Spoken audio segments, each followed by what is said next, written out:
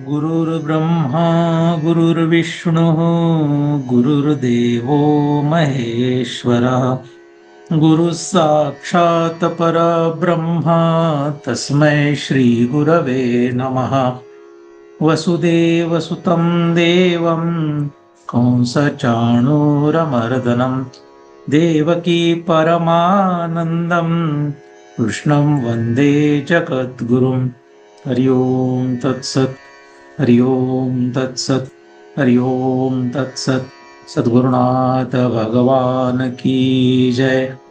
चैतन्य आश्रम आळंदी देवाची, पुणे महाराष्ट्र भारत। संस्थापक ब्रह्मीभूत सद्गुरु श्री अनाप महाराज, इनकी असीम कृपा से श्रीमद् भगवद गीता इस ग्रंथ का हम लोग एक विशेष अभ्यास कर रहे हैं। इस वर्ग में आप सभी लोगों का पुनः स्वागत है। आज हम लोग श्री ज्ञानेश्वरी का उपोद्घात 4 यह देखेंगे। इस उपोद्घात में श्री गुरु को जो अभिवंदन किया है, इसके ऊपर जो ओविया है उनको समझने की कोशिश करते हैं। भगवान श्री ज्ञानदेव महाराज जी ने 22 क्रमांक की ओवी से 27 क्रमांक की ओवी तक श्री गुरु को अभिवंदन किया है। इसमें 22 क्रमांक की जो ओवी है, इसका अर्थ पहले देखते हैं। मेरे हृदय में सद्गुरु है, जिन्होंने मुझे संसार रूपी महापुर से पार किया, इसलिए विवेक पूर्वक उनके ऊपर मेरा विशेष रूप से अत्यादर है। हृदय जो है हमारे शरीर में सबसे अहम चीज है। जैसे कोई भी काम अगर हम लोग सिर्फ हाथ से कर रहे हैं तो उससे ज्यादा अच्छा है कि मन से करें। कोई अगर पढ़ाई कर रहा है, केवल बुक पढ़ रहा है, उसके पिताजी उसको कहते हैं कि थोड़ा मन लगाकर पढ़ो।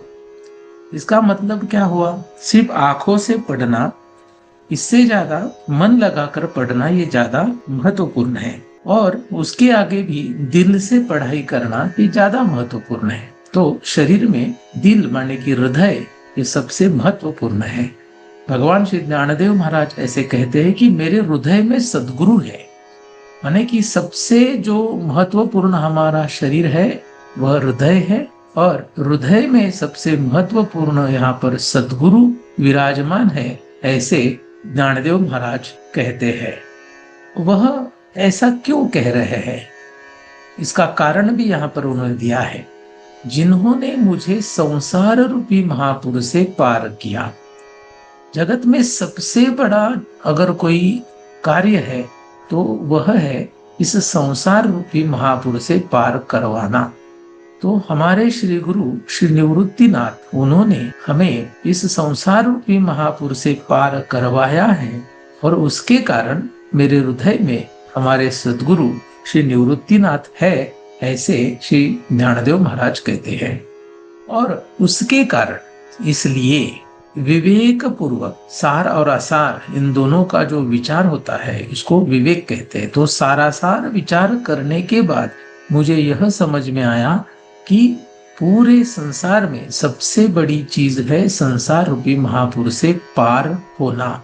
इस कारण यह विवेक करके मैं उनका अति आदर करता हूँ।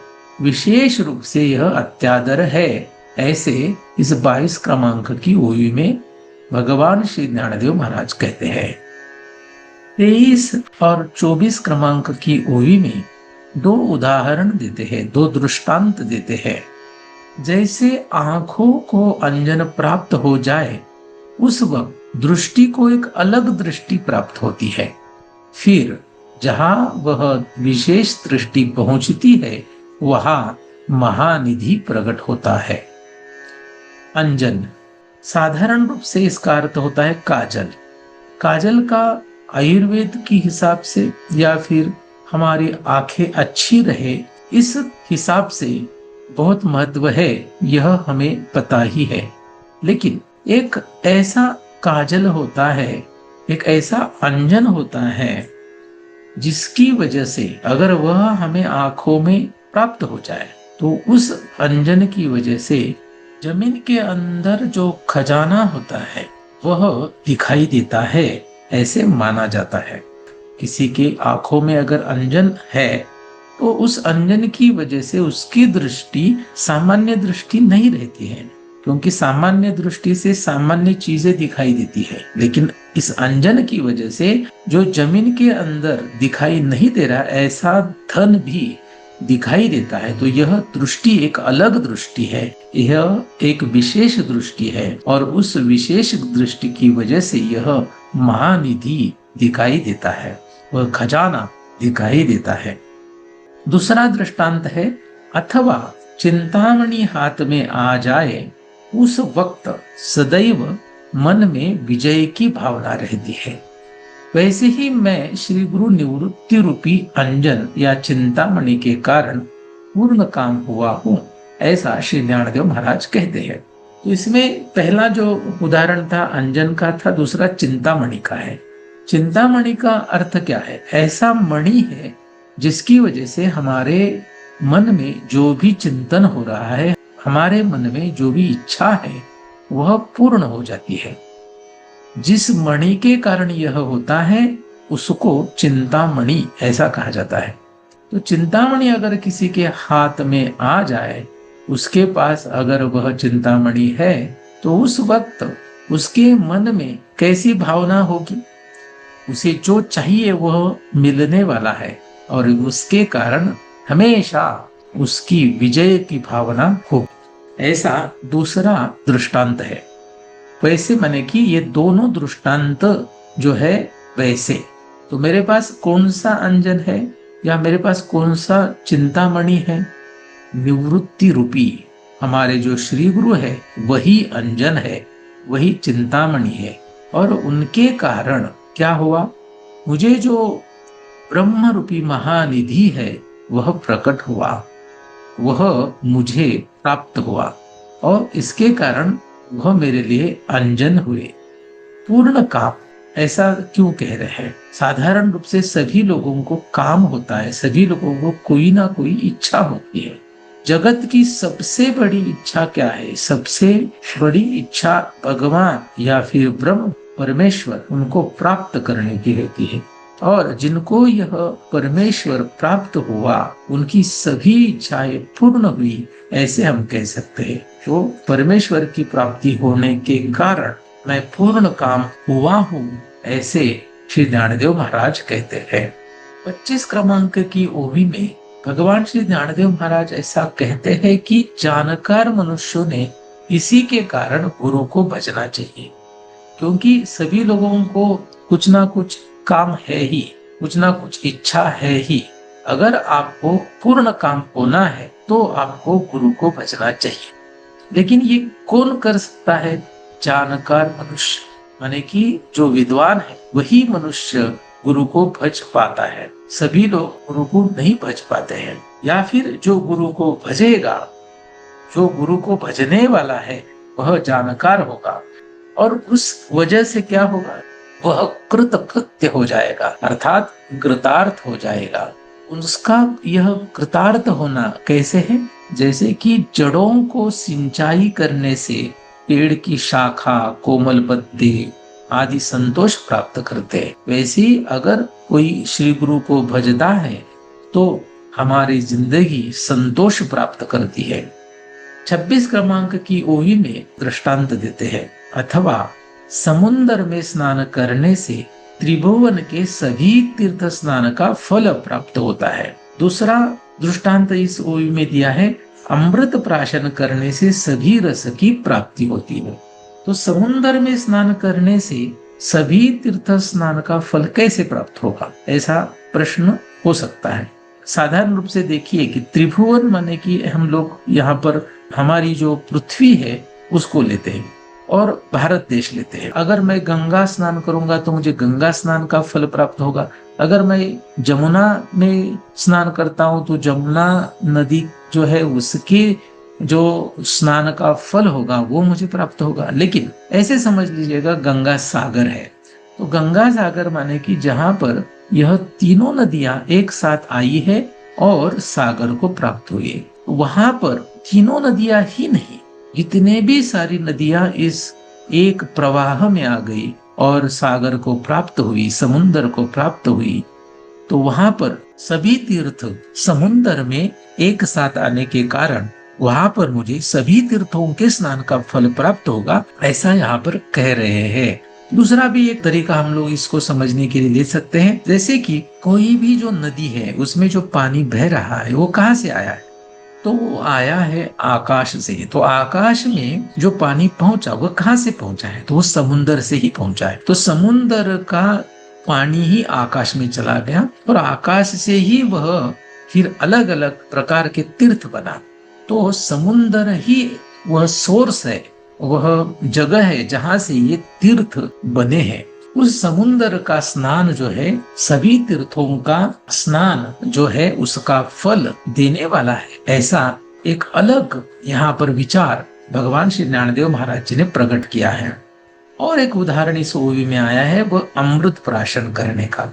अमृत यह जो रस है वह इस जगत में सबसे बड़ा रस है, ऐसे माना जाता है। फिलहाल हम लोगों को यह अमृत उपलब्ध नहीं है, हमें पता नहीं कि यह अमृत कैसे प्राप्त होगा, लेकिन किसी भी युग में यह अमृत मिलवाना इतना आसान नहीं है, क्योंकि देव और असुर उनको भी इस अमृत को प्राप्त करने के लिए बहुत कष्ट करने पड़े थे। तो अमृत है ही नहीं, ऐसे भी कुछ लोगों की धारणा हो सकती है, लेकिन अमृत है ऐसे मानने वाले हम लोग हैं। तो अमृत जो है उसको अगर हम बाकी रस जो है उनकी तुलना में देखेंगे तो सभी रस में जो भी तृप्ति है उससे कई गुना अधिक तृप्ति इस अमृत में है। तो पूरे रस जो है एक जगह पर है और दूसरी जगह पर यह अमृत है। तो अमृत प्राशन करने से ऐसे मानिएगा कि सभी रसों की तृप्ति जो है वह प्राप्त होती है।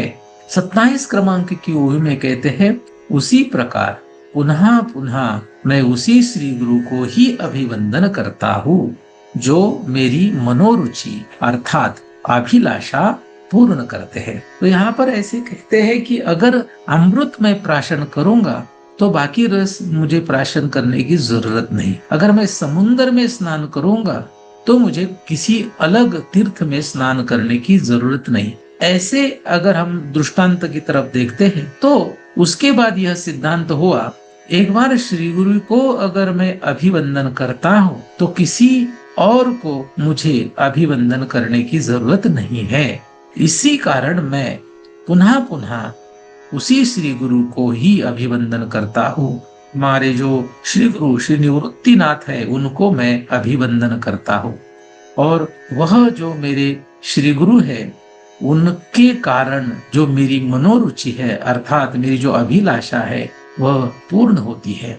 साधारण इंसान को तो बहुत सारी अभिलाषाएं होती है, लेकिन यहाँ पर हमें एक विशेष अभिलाषा समझनी चाहिए कि भगवान श्री ज्ञानदेव महाराज के मन में कौन सी अभिलाषा है।